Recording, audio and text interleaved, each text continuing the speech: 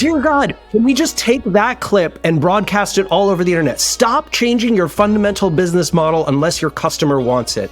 I want that tattooed.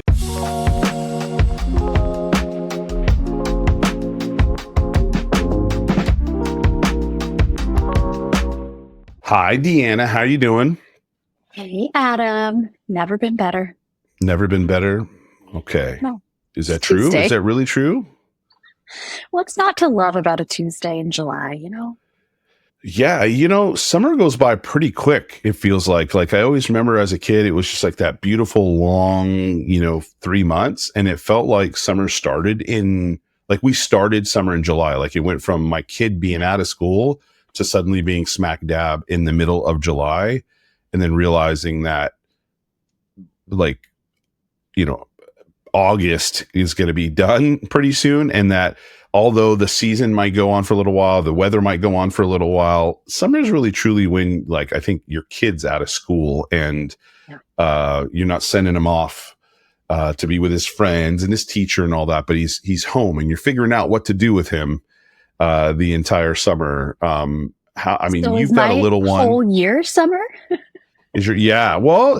Noah, your son, is almost 2, so he's not gonna be going to school yet, but he's gonna be. They don't call it terrible twos for nothing. But yeah, he's around. He's a permanent fixture here, so he's around. We can't ship him off anywhere yet, but that'll be an interesting time when we can. Well, during the summer, what are you usually most excited about doing? I mean, things have probably changed as you've been a mother here in the last 18, 19 months, but is there something you usually enjoy doing out there in Indiana? So we have a lot of really awesome farmers markets. So we love doing that. I don't even try to take Noah anywhere besides the park or the farmers market before his nap because he's a complete monster, let's be honest. So yeah, afternoons can get more exciting. We went to the drive-in last weekend. It was so fun. Did Noah go with you to the drive-in? He did. He slept the whole time during. I was about to say, did he stay conscious during? What did you see? We saw Twisters, and the kid just slept right through it. And so many screaming people and cows mooing, and he was fine. Wow! All right, I know, good kid. Well, speaking of movies, I like geeky movies and stuff related to superheroes and things like that. I mean, stuff here, stuff in my office and all that sort of stuff. But I don't know if did you know that Wolverine is my favorite character of all time and has been since I was probably, 9 or 10 years old. I was familiar. You advertise. Mm-hmm. I advertise. I talk about it a little bit too much.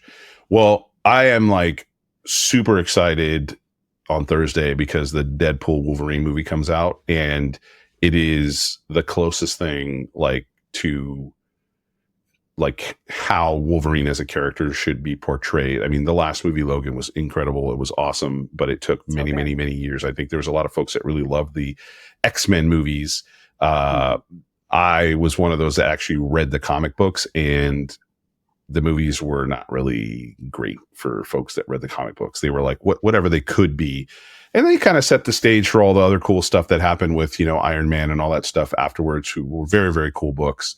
Cool movies.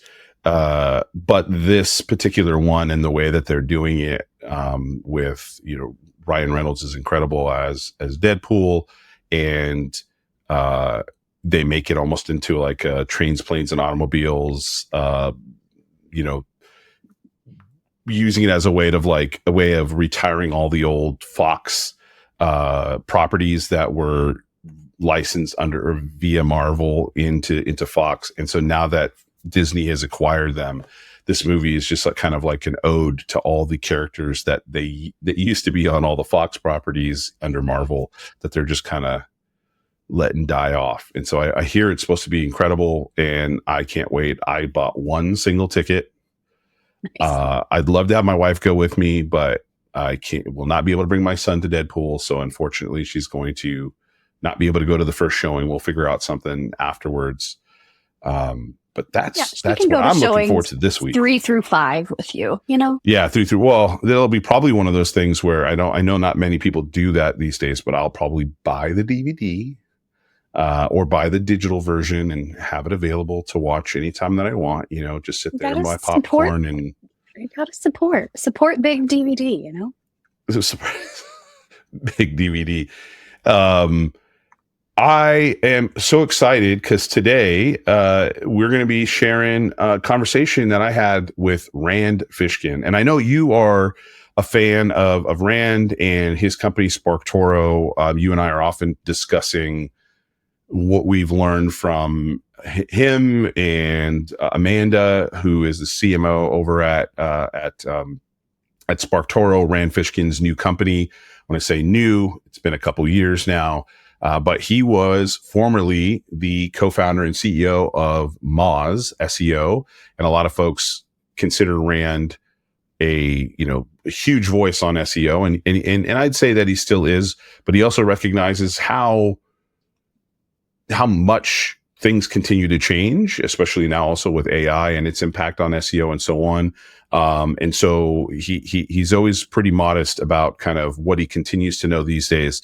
But I still consider him my muse in SEO, and lately now with SparkToro and audience intelligence. You've used SparkToro, and this is not a sponsorship or anything like that, but we use SparkToro. We have since almost day one, since he's launched it. You've got some experience using it too, right, Deanna? Yeah, it's awesome.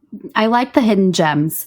It just makes you think outside of the box. And yeah, I think those are so cool. I could listen to Rand talk about anything, but SparkToro, he is especially good at talking about. Well, so we're going to talk about a whole bunch of different things on the podcast here. He's been a guiding force in digital marketing, like I said, with SEO and audience intelligence. He does a lot to just share his insights and knowledge and thinks out of the box, as far as I'm concerned, in a really interesting way. I love to follow his thoughts and insights. And I just got a delivery in the middle of the podcast of a coffee. Oh my God. Sorry, Rand. Hold on one second. I just got a delivery of a coffee. Live delivery. I'm sorry, wow. Deanna. Where's my husband? Mike, where's my coffee? This isn't a chair. What kind of coffee? That was rude that I just sipped it live on the video and on the audio. Rand is talking about his recent move, and this episode was filmed some months ago, so it's a little less recent now. But he moved to a new spot. So those who might have paid attention to our previous interview with Rand would see a very different background, because he moved to a new place, and his home office looks different. He was sharing with me his summer plans. He's working on a great, cool, unique video game project as well, and he's just going to share all kinds of cool stuff with us. And I love talking to him. I don't get sick of talking to him. I've got a little guy crush on all the stuff that he shares in his hairline. He has amazing hair, and I have none anymore. So on this episode, I just want to let you bask in the goodness, in the wisdom that is Rand Fishkin. Amen. So Rand Fishkin, sir, it's been a while since I talked with you last time, and it seems that you also have a new backdrop since I've talked to you last as well. I'm used to the colors with the shirt, and all the nice, cool stuff in the background. So this feels like, is it fitting a new personality for you? What's going on back there? The previous owners of this home that we've moved into, we moved homes 6 weeks ago. Have selected this backdrop for me. So it's not going to stay. It's going to go away at some point. Yeah, probably. I mean, it's weird to have your last name be Fishkin and have a bunch of fish behind you. Or not. I think that's just or not. a little too on the nose.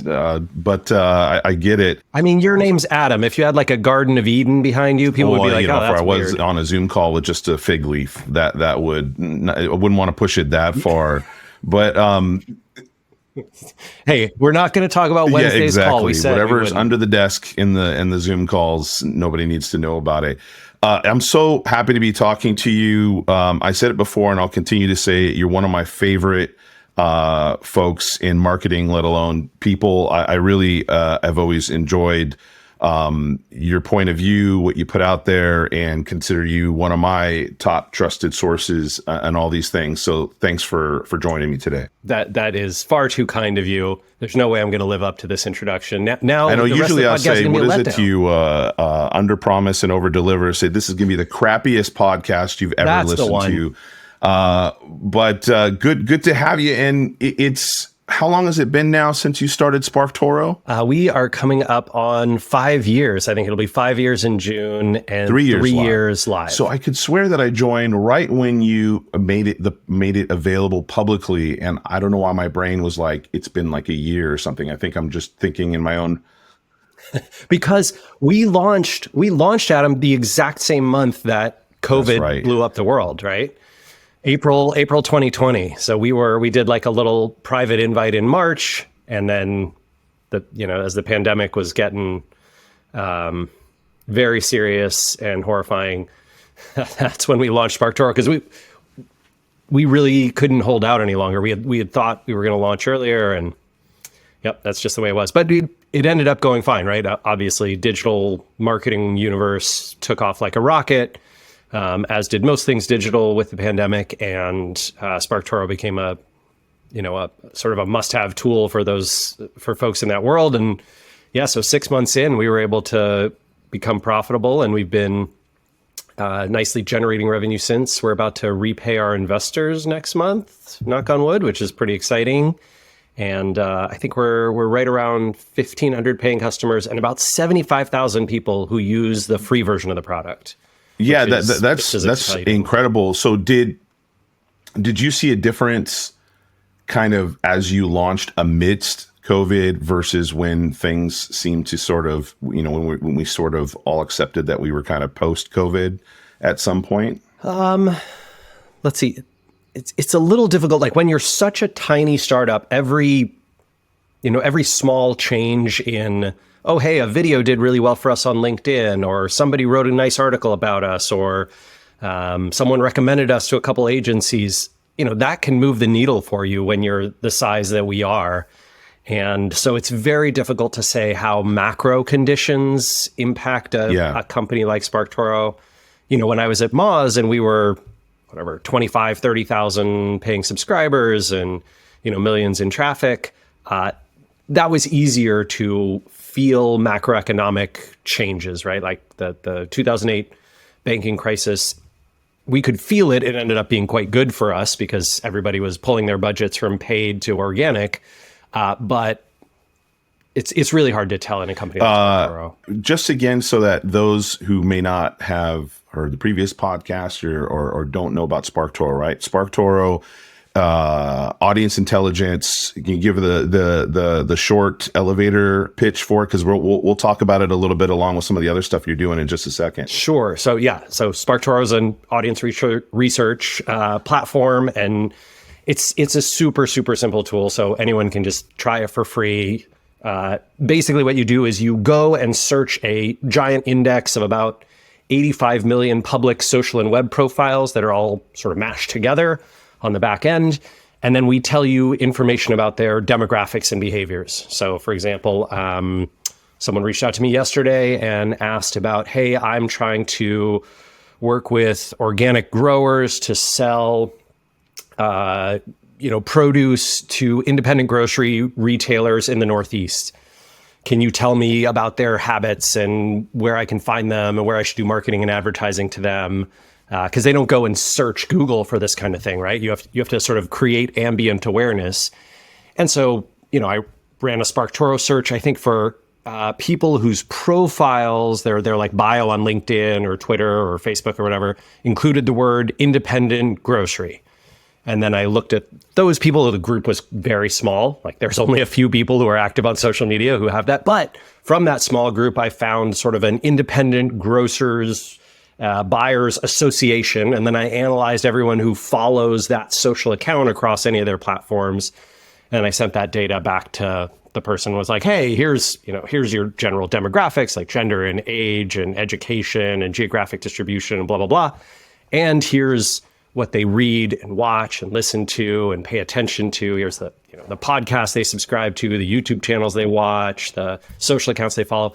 So that if you want to do either organic style, like PR marketing or outreach or partnerships or whatever, or you want to do paid advertising, like, hey, YouTube, put the ad in front of this channel, right?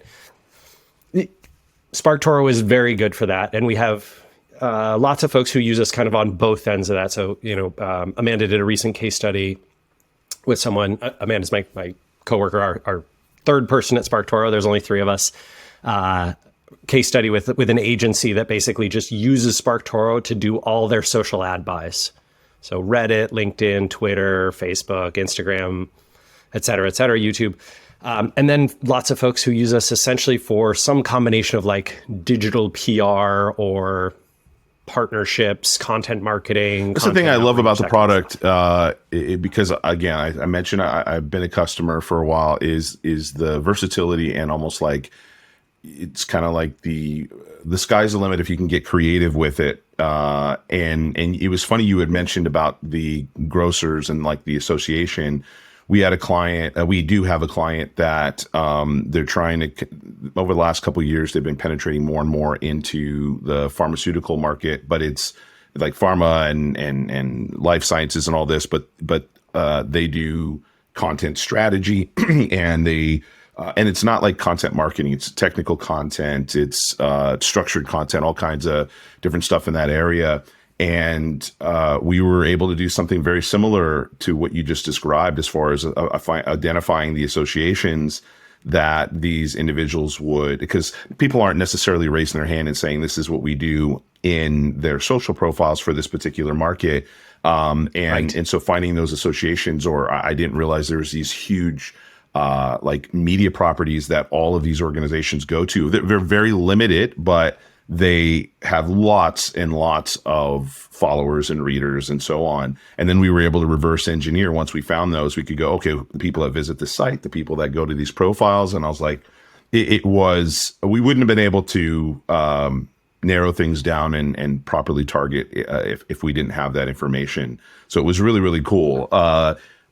Yeah, to me, it's like, do you remember years ago, like before the Cambridge Analytica scandal, Facebook used to tell you all this detailed information about, people who followed your Facebook page, right? So if you had a public Facebook page, they'd be like, oh, well, here's what else they follow. Here's the other pages they pay attention to. Here's demographic data. Here's behavioral data. Here's how often they're on Facebook, blah, blah, blah. Here's like websites that they'd visit. They would tell you all this stuff. And I feel like Facebook took that away, and SparkToro is kind of here to bring it back. Like, hey, you deserve to be able to see, because this is all public information. We're not crawling any private accounts. We're not like, lurking on people's computers. Like, we're just crawling the internet. You could do this yourself if you just had all day and were like clicking on everyone's YouTube profile, Twitter profile, Facebook profile, Instagram profile, whatever. We're just sort of making that data more accessible. And it's, it's one of those things, Adam, where I think I get this, chip on my shoulder about when companies that have taken your data, our data, right? They've taken our content, like Google does. They've taken our social profiles, all the stuff that we've publicly published, and they use it to monetize their ad systems and give nothing in return. And I think that is fundamentally unfair. I think that goes entirely against the promise that all these platforms use to get us on there, right? Like the promise of, hey, come put your Facebook page on Facebook and market your Facebook page. You go to restaurants, they still have, find us on Facebook, follow us on Twitter, whatever it is. The whole promise of that was, if you do that, we will give you visibility. We'll send you traffic. We'll give you data on your customers and followers. And slowly but surely, it's feeling more and more like a Trojan horse, right? Like they wheeled in the horse. It was this gift.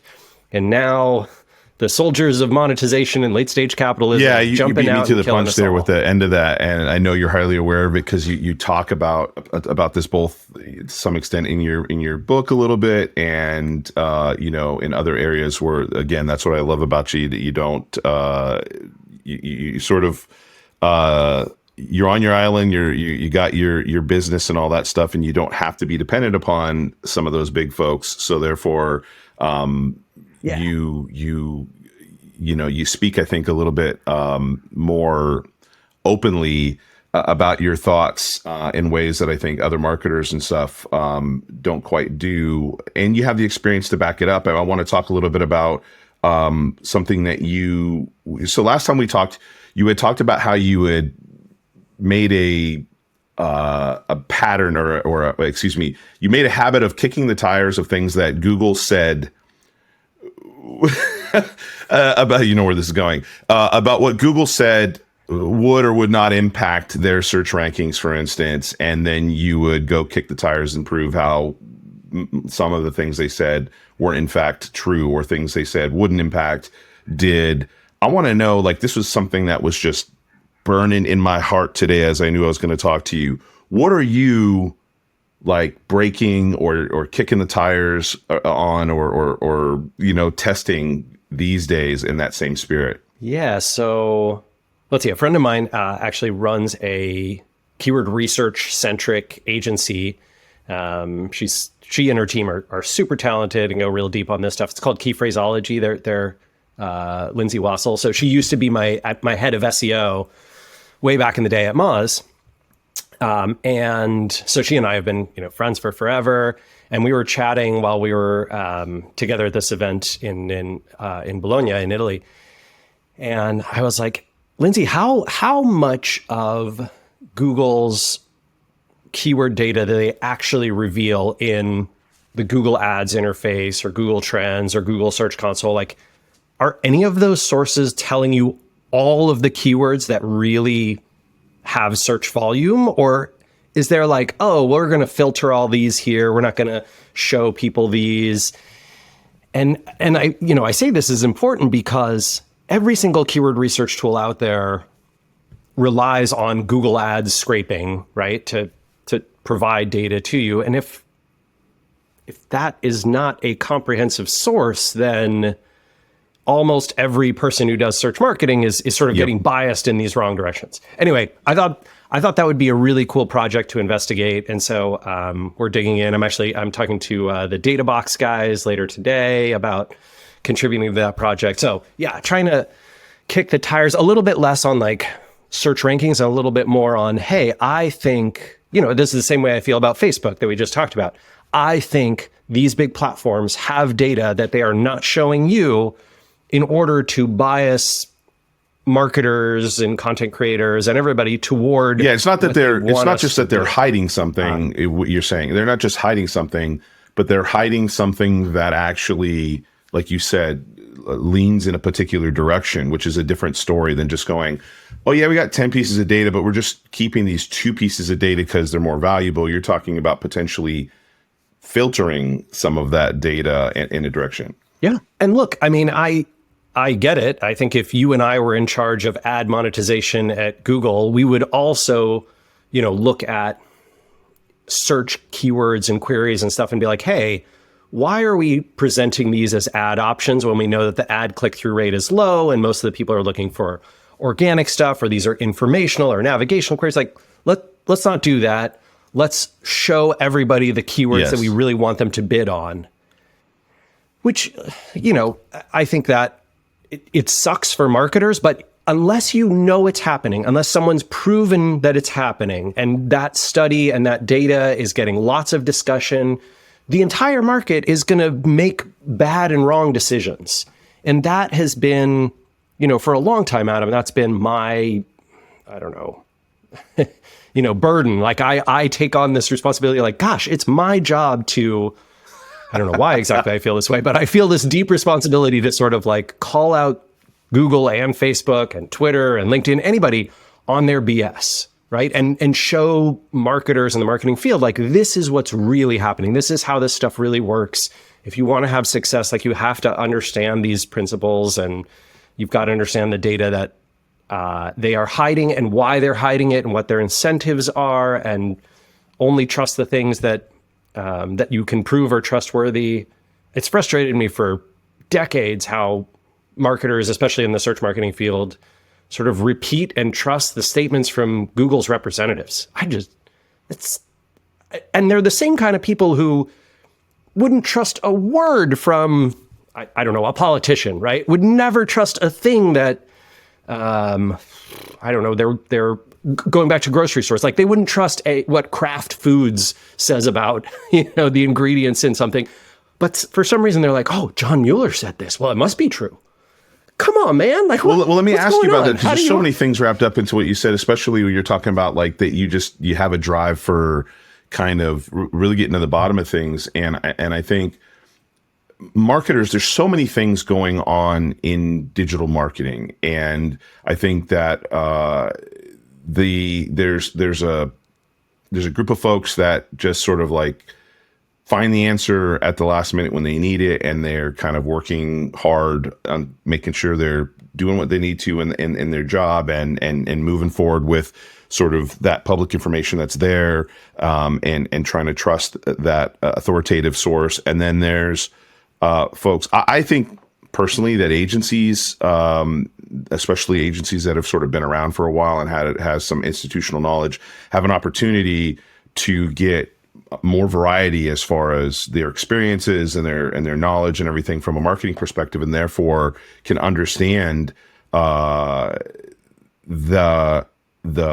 like Google Analytics doesn't always have accurate data. This particular source doesn't always, then that's a whole nother ball of wax right there. Yep. And so there's nuance to those things. And I think that you can get a competitive edge when you do venture out beyond just what's put in those signposts on the beaten path trail, and start to go like, let me question this a little bit. Let me try this a little bit. Let me try that a little bit. But it's hard to have the time and the energy, sometimes just generally the resources to go off that beaten path. But I think those, I think that's what SparkToro helps a lot with is that what you're talking about providing is publicly available.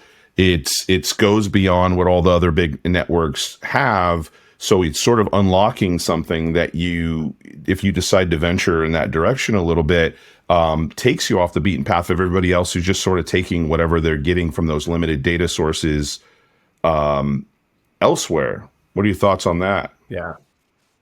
No, I mean, I completely agree. Google Analytics is a great example of that, Adam, right? Like we just published a study maybe 3 weeks ago, working with Steve Lamar from Really Good Data, showing essentially, here's 22 different social networks, right? So everything from Mastodon and YouTube and TikTok and LinkedIn and Reddit and Facebook and Instagram and Twitter, blah, blah, blah, blah, blah, right? All the way down the list, WhatsApp, and saying, hey, when we sent links that, to a website where we installed Google Analytics, UA and GA4, and like what happened? What did GA actually show? What did your analytics report when those clicks happened from all these different networks?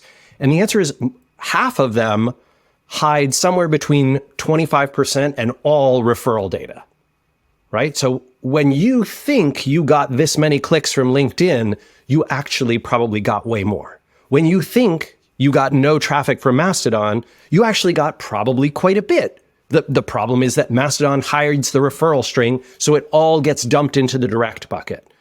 Twitter and Facebook, pretty good about actually reporting how much data, how many clicks and traffic they send. WhatsApp, zero data at all, right? So if people are sharing WhatsApp, Slack's another one, especially in B2B. Tons of Slack communities, private Slack communities and public ones where there's a ton of activity. People are sharing B2B resources, and you will never find it. You will never find it because Slack hides the refer data and makes sure that doesn't pass. And when you look at it in GA, even if you got 100,000 clicks from Slack communities over the last year, it will show as a big fat zero.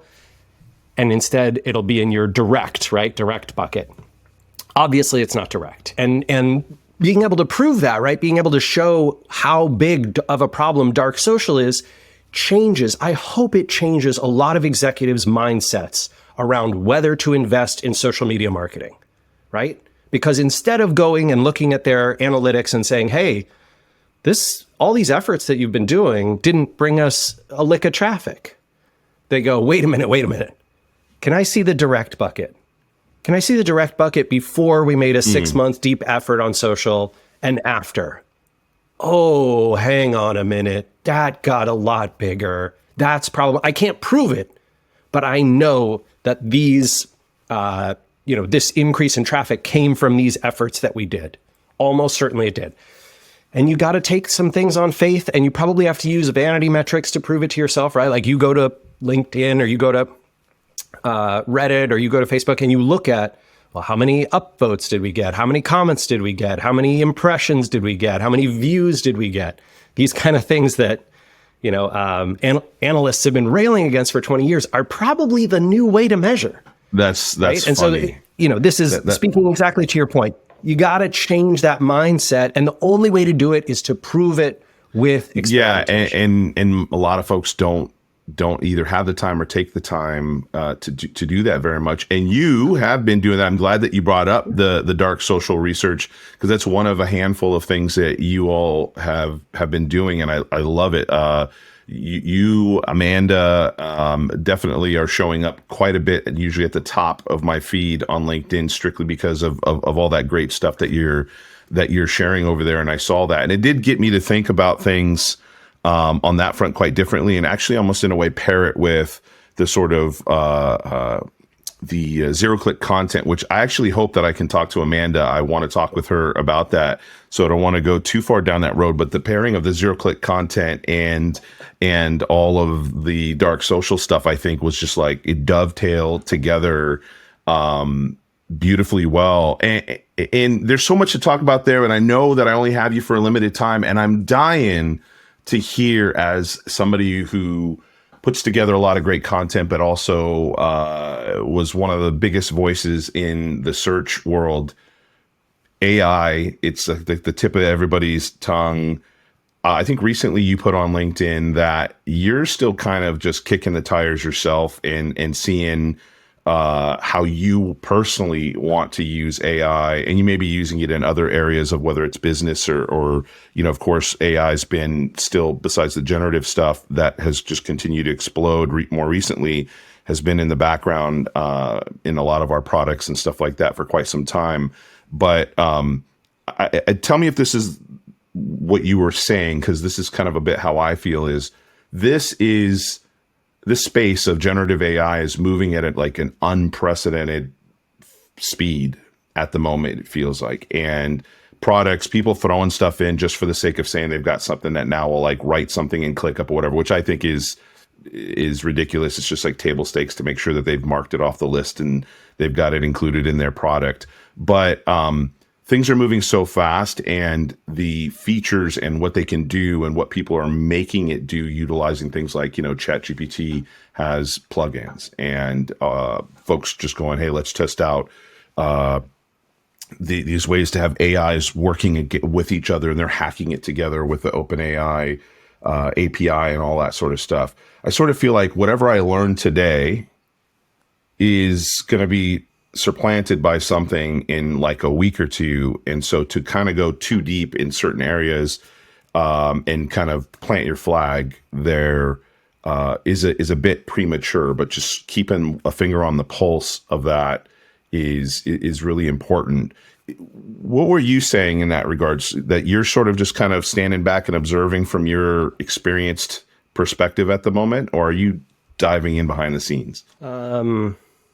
Let's see. Okay. So big topic here, but my general perspective is for a few very important and quite powerful use cases, what we're now calling AI. I don't know why we've decided that now it's finally AI. It's just machine learning and large language models and all this kind of stuff. But whatever, the media's decided now this is going to be called AI. And the thing we used to call AI, I don't know, it doesn't exist anymore, right? Like pass the Turing test, actually be smart. The Okay, great analogy for you. I think this is the right one. Do you remember when the iPhone came out, 2007, right? And then, Android followed close behind, 08, 09. And so we sort of had this like smartphone revolution. Granted, it wasn't massively more innovative than the BlackBerry. Like, it wasn't, BlackBerry had apps, BlackBerry let, you do 90%, 85% of the things that a smartphone did. Maybe the camera was like the big one, right? The camera quality and geotagging and that kind of stuff. So we have this like big innovation moment where we move from smartphones that have existed for 10, 12 years before that, but now we're going to call them smartphones, and now we're going to all be on them. And within, 10 years, everyone on the planet has one, all that kind of stuff, right? So this moment feels very much like that, where AI is going to be what we're now calling AI, large language models and generative image AI and all that stuff. That's going to take off. It already is. Here's what I would say if you're a business person, professional in this field. I would think about it a lot like developing a mobile app. Should your company in 2009, 10, 11 have developed a mobile app as opposed to a really good mobile website and a good, desktop experience that matches that? I would argue for 95%, probably 99% of people, the answer is no, right? It did not make sense. But every conference I went to, every LinkedIn post I saw, every tweet was all about, oh, mobile's taking over the world. You better build a mobile app. What's your mobile app strategy? How are you going to get in the mobile world? I remember that pretty well. I'm sure you remember that pretty well. Hopefully most of the folks listening recall that, at least, as teenagers for the youngest set. And my argument would be the same here. If you have a phenomenal use case where you're like, oh my God, this problem that we solve today could be solved massively better, or we could reduce the time it takes to solve it, or we could help people solve it better by using these portions of, what AI technology can now do. Great. Use it. Absolutely. And if you are not in that group, I would caution you very severely against trying to shoehorn in AI just to sound sexy and raise money and be cool, because very frankly, for every one mobile app, for example, that had success and brought something to the company that made it, there were 1,000 that did nothing but waste time and energy, spun their wheels, cost them a fortune, did nothing, right? Was basically a useless investment. And that's probably what's happening right now. Lots of people excited about AI, everyone trying to shoehorn it in, trying to be like, this is an incredible solution. Quick, let's find a problem. No, friends, I can't urge you enough against that method of thinking. If you're really excited about AI, go find problem spaces to build, new products, new services, new companies in. Great. I totally get that. I'm entrepreneurial. I like that too. But if you're not going to change your fundamental business model, I don't think this whole like, God, I need to keep up with AI because I got to figure out some And if you're going to change your to fundamental solve with business it. model, you should do it because of the customer, full stop. Like it's not.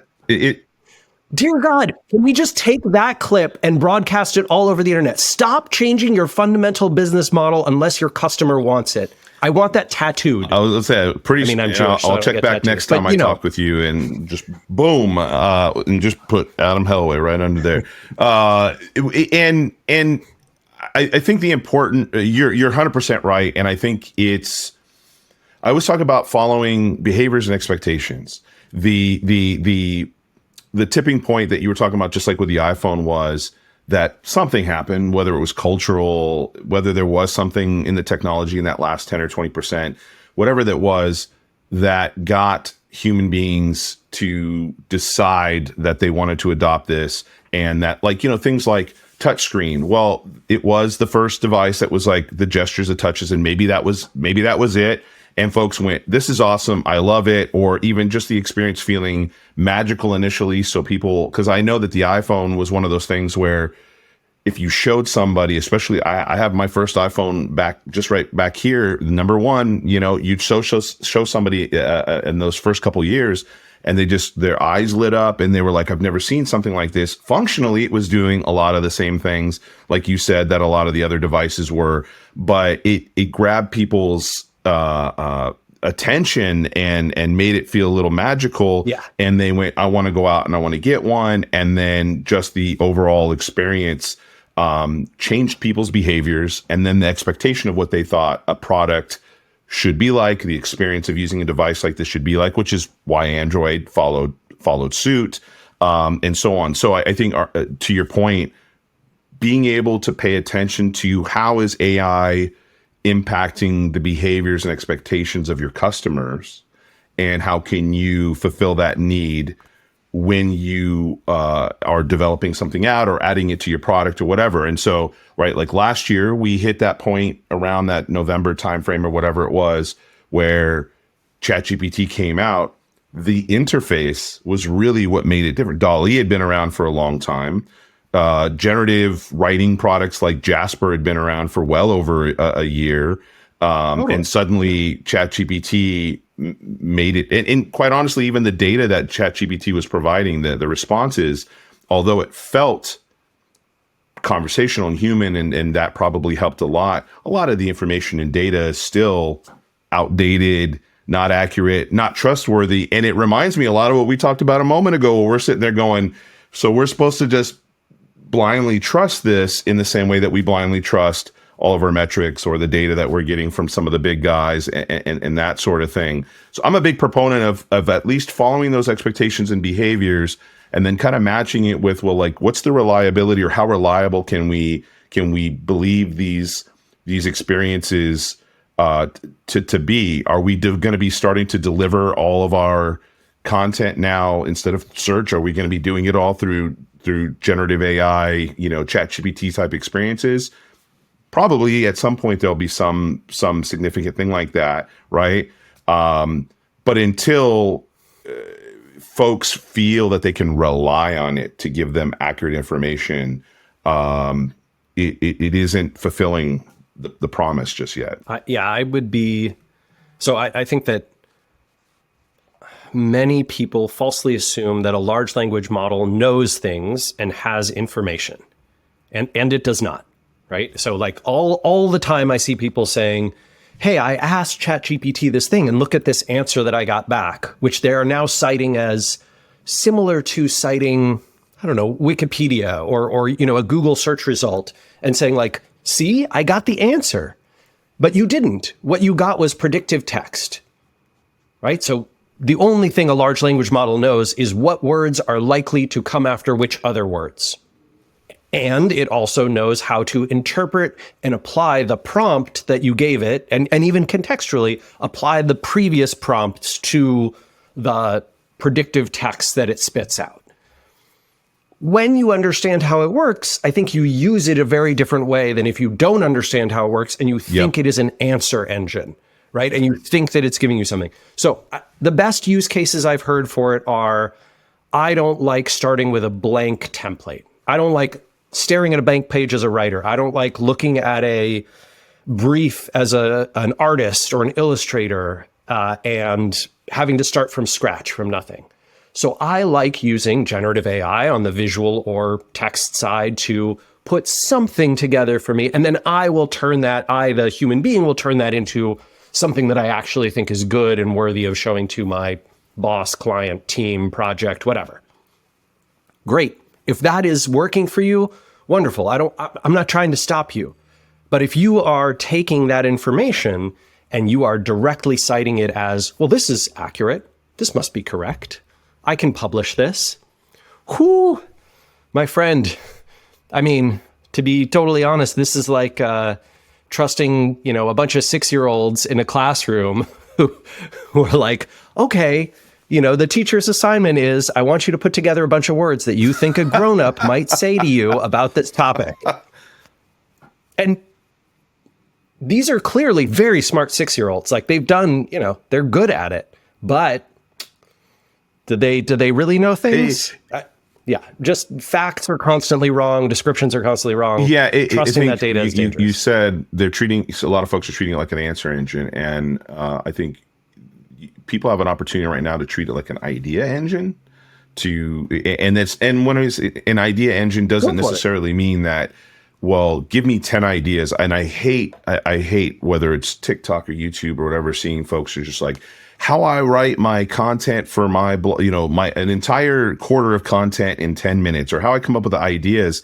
And I'm like, that data doesn't, where's that data? Like, if you ask these generative engines for something, they won't say, I can't do that, or I don't have it in me. I don't have the data for you. I don't have the information. They'll just give it to you. And that stuff certainly. Yeah. Go ahead. We've had 6 months of, large language model writing tools being quite popular, used by tens of millions of people. I have yet to find a single example of an article, a piece of content written entirely by an AI that I thought, man, that's really good stuff. I need to cite that. I need to link to that. I need to tweet about that. I need to post that to LinkedIn. I'm going to include that in my monthly newsletter to my customers. Not a single one. And I would be very surprised if that happens in the near future. Reason being that what human beings find interesting tends not to be predictive text. It tends not to be, this word was most likely to come after this other word. I think what we tend to find interesting are things that are novel and new. Just people like new stuff. They like things that are uniquely opinionated. They like things that tell a story and have an element of creativity and even drama, right? Can a large language model get there? Maybe. It feels a long way off, longer, I think, than people are generally. I was going to say, when you were describing, the type of content people gravitate towards, and I was thinking again of your content. You tell a great story. You are definitely opinionated in that content, and I think all of that feedback you provide is not a guess. It's based off of your actual experience in producing that, and leveraging that approach in marketing. SparkToro. I know we only have a few more minutes here, but I have two questions. One, you may just absolutely want to punt, and the other one, I hope you don't. But the one is, considering all the generative AI and everything, what's been bubbling in the back of your head? I know there's something that has to be bubbling in the back of your head about that potential use case for SparkToro and some of the more recent technology. Yeah, I mean, let's see. I think at Moz, for example, we used machine learning to build domain authority and page authority, which I think were very good metrics and were sort of the best correlated metrics with Google rankings. I can imagine doing something similar to that. That's not what's currently called generative AI. Yep. That's sort of classic machine learning stuff. I can certainly imagine using that at SparkToro. I think we probably could feed some generative AI data on particular audiences and then get back predictive data on what other behaviors that audience might have, right? So here's a large group of audiences and what their demographics and behaviors, and now here's an audience that we don't know anything about because we can't collect data on them, can't find them. Tell us based on these inputs what you think their data is likely to be. How trustworthy that is, questionable. And I would be very hesitant to present anything that I can't prove and back up, right? So I think one of the, if you go to SparkToro and it shows you, grocery retailers in the Northeast have these behaviors and demographics, and then you go manually to LinkedIn and you find 50 of them and you see that none of those people have that behavior, you're going to stop trusting SparkToro. You're going to be like, I don't believe this thing. And this is the fundamental problem with generative AI, is that it, as many people call it, it hallucinates.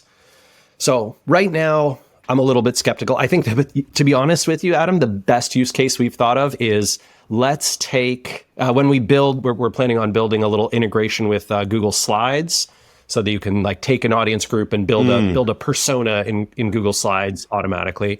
And we were like, well, for the image that represents the group of people, we could use generative AI image modeling to just feed it in like, hey, show me a picture of a bunch of grocery retailers in the Northeast of the United States. And then it, creates a little image. That's kind of the best we've come up I with think that's so great. far. Just like you said, right? You need it to be trustworthy on a particular level, or else that just, yeah. Yeah, we're a data product. We can't hallucinate answers. We can't predict. If we can't prove it, I don't think we can predict it. I think that would be my last thing here to let you go is, what are you looking forward to the most this summer? Since I know you're a West Coast guy, unless I know you just said you're in a new house, so I there's probably lots of stuff you have to do there. And are you still in the West Coast, or in? Yeah, Seattle. Still Seattle. What are the plans that you? What is it like? What is the thing you're most excited about doing this summer? Now that summer's kicking off here. Well, Adam, do you know that I also run a second company? I'm trying to remember which company. I'm not sure we talked about this. No, it's a video game. I did studio, not know actually. that. So yeah. So my wife Geraldine and I and a third co-founder who's agreed to come aboard with us, which is just incredible. A very well-known, very well-respected game designer. We are working with a studio in Los Angeles to build a sort of chill action, cooking, foraging RPG.